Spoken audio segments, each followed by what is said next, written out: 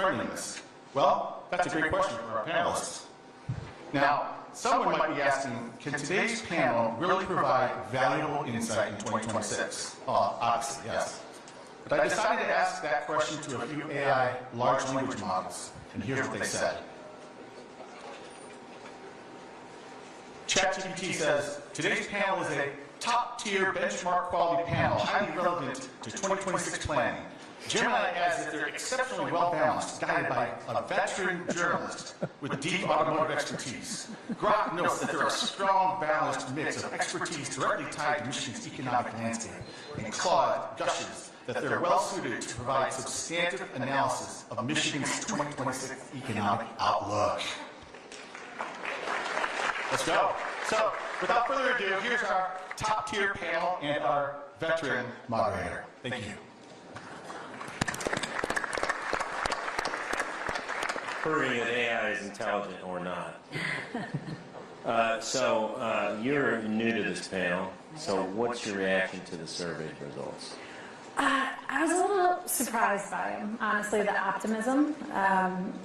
We've seen Michigan decline in certain areas, education, per capita income, and I was a little shocked by the optimism of the points going up from last year. Yeah, and I thought the same thing, and when you counterpose that to the attitudes towards Trump economic policies, where it was 55%, 45%, that's a 10% delta is not insignificant. Yeah. And I think it really suggests something. I question too, I feel like in Metro Detroit, we kind of live in a bubble.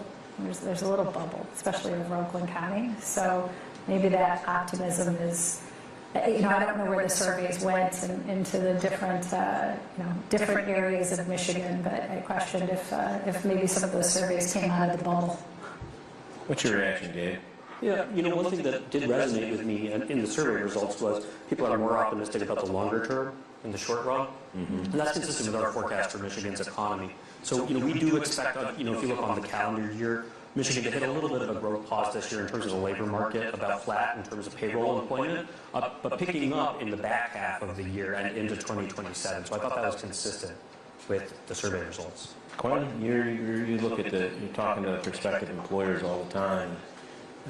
How do you square what you're hearing from them to the survey results and what you're seeing on the ground? I think Mary and Gabe both hit on important topics. I think one, sentiment kind of lags in some cases, but it can also be a forward indicator of what people think is going to happen down the pipe. I talk to people all the time who say, hey, look, we are still right now working on orders or POs that are going to hit in 2027 or 2028. So if you've already booked that revenue and you anticipate book that revenue and you've figured out a way how to manage the profitability of that revenue, you're going to feel pretty good. The second thing is, I think this is what makes Michigan and America great. There is always an internal optimism that burns.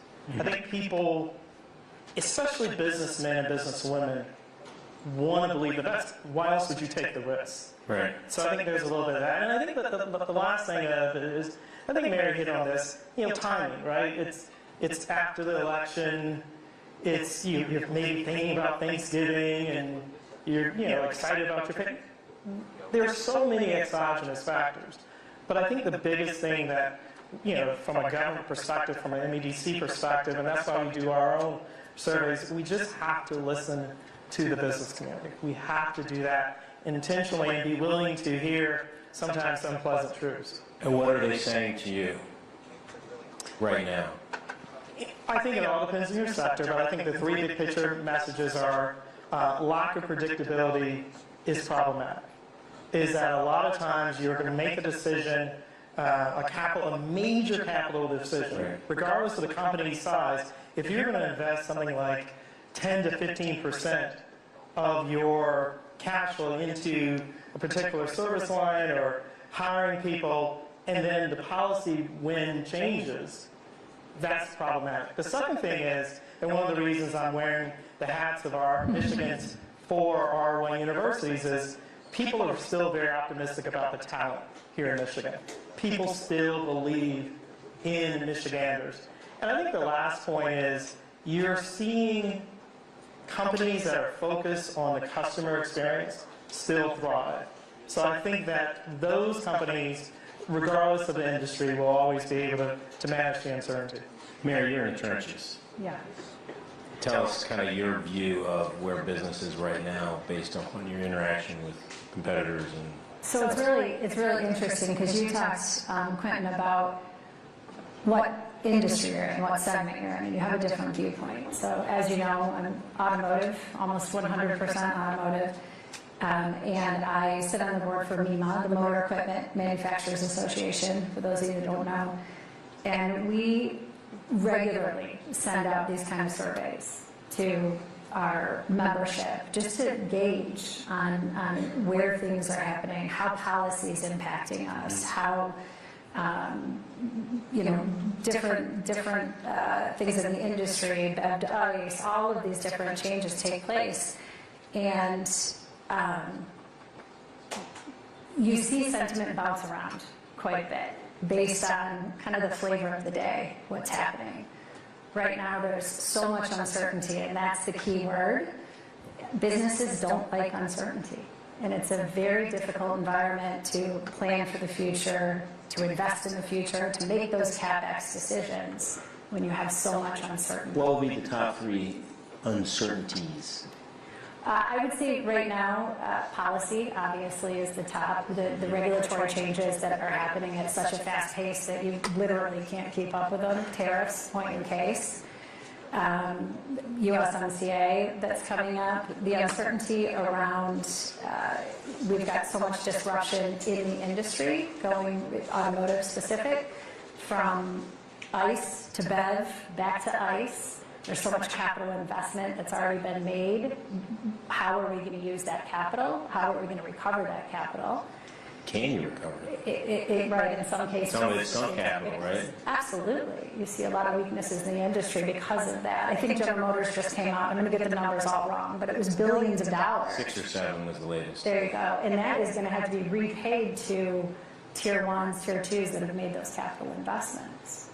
So it's all this uncertainty between policy, between the industry itself, and a lot, I think, having to do, too, with the way that AI and software-defined vehicles is starting to Well, and the only thing that seems to be certain is more uncertainty. Now you have the administration essentially declaring war on the Federal Reserve Chairman. And, I think a lot of people thought that was a bridge too far, and now we're at that bridge.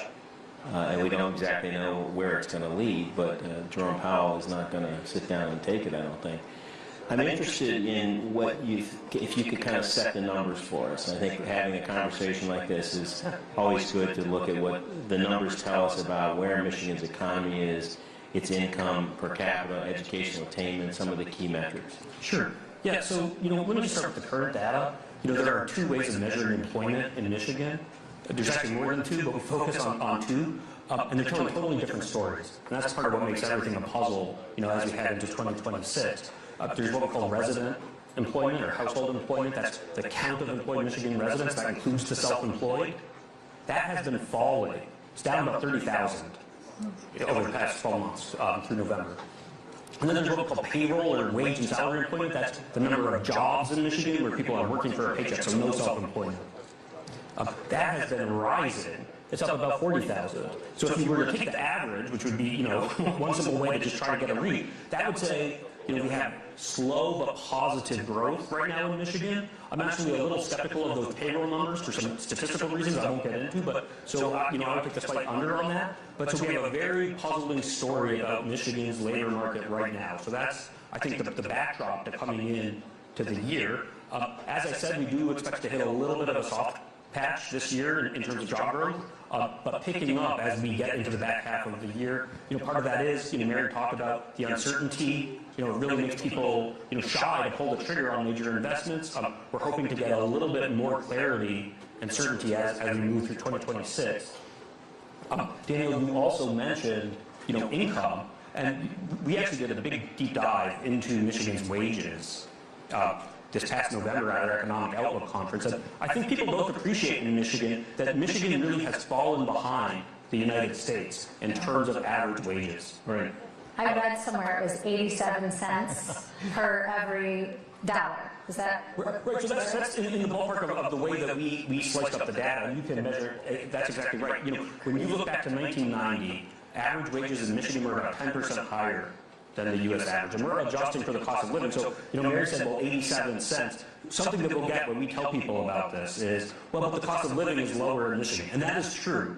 The cost of living is lower in Michigan than nationally, but it does not make up the gap. So in our calculations, when you adjust for the cost of living being a little bit lower here in Michigan, we're still about 4% below the U.S. average. And that's, again, starting from 10% higher in 1990. So that's obviously a concerning trend. That's a longer-term trend. You know, that didn't just happen last year. It's not just a this year's story, but it is something to keep our eyes on. Do you have a sense as to where we would rank among the 50 states? I mean, I think that's always, you know, when you fall below Mississippi, you got problems.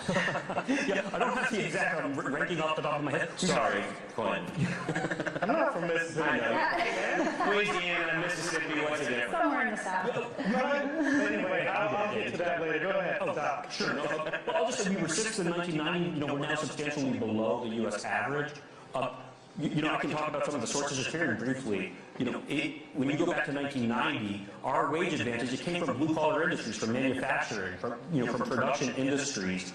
That has really eroded. About two-thirds, more than two-thirds of that wage advantage relative to the nation has now eroded. And at the same time, a big wage gap has opened up in Michigan. If you look at, you know, high education, highly paid, you know, white-collar industries, we now have about an $11,000 wage gap on average with the United States. So, you know, it's kind of two sources of the decline. And it is something that we need to think hard about. How will we reverse going forward? Do you know whether Michigan is singular in this decline, or this is something that is shared with some other states? And if so, what states are they?